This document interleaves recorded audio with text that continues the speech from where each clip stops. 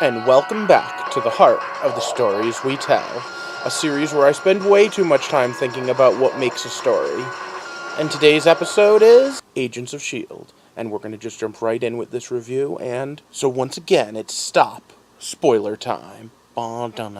So I do believe that Sky is completely gone, and we are now completely with Quake, based on the comic character of the same name. She's obviously acting much more like her Agents of S.H.I.E.L.D. counterpart from the comic. The fact that the very first thing they show us in regards to her, the very first scene, is her changing into her underwear, does make me feel like that 10 o'clock time slot might be problematic, we'll go with. But overall, I like the way she's developed so far. I like the only thing I want is to have no one to lose. I like her working with her old team still, well, at least one of them. I'm assuming the others will show up in later episodes. And I like the fact that Coulson is still hunting for her to protect her. All in all, very good. And then, of course, comes to the ghost in the title. The Ghost Rider.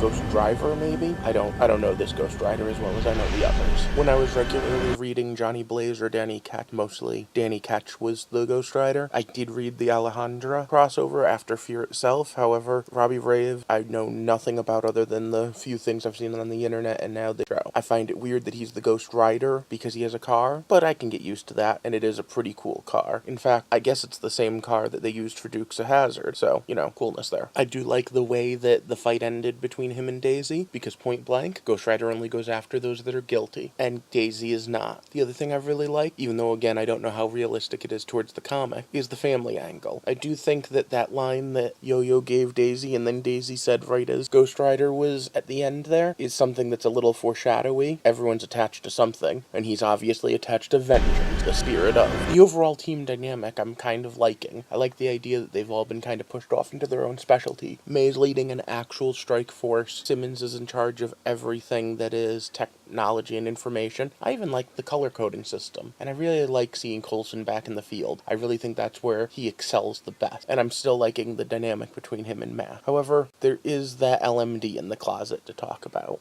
I find it interesting that the first decoy they make isn't actually a decoy of a member of the team. However, I also get a funny feeling that having a naked woman in the closet is part of the joke, so they didn't want to have one of their main actresses tied up that way, I'd guess. Now, the LMDs in the comics are literally replacement characters, so that you can kill Nick Fury 500 times, and nope, it was just a Doombot, LMD.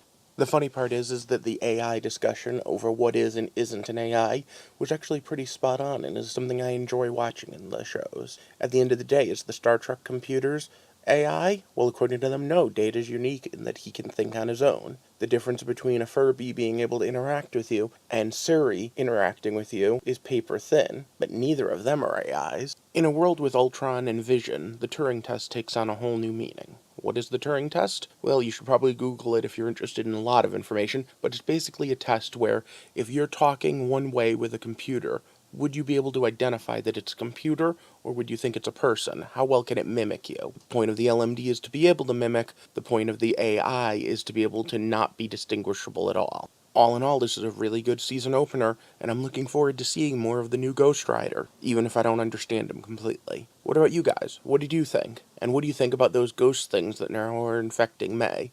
Let me know down in the comments, and maybe we can figure out if this is something from the comics or something they created wholesale for Agents of S.H.I.E.L.D. It does have one other question that pops into my mind, and that is this going to tie into Doctor Strange at the end of the year? It can't be a coincidence that we have a magical protagonist, a magical MacGuffin, all in the months leading up to the first magical movie. In the meantime, what I need you to do is like, subscribe, and share this video so that we can grow this community, and then join me back here next time as we take a walk through the heart of the stories we tell. Thanks for watching.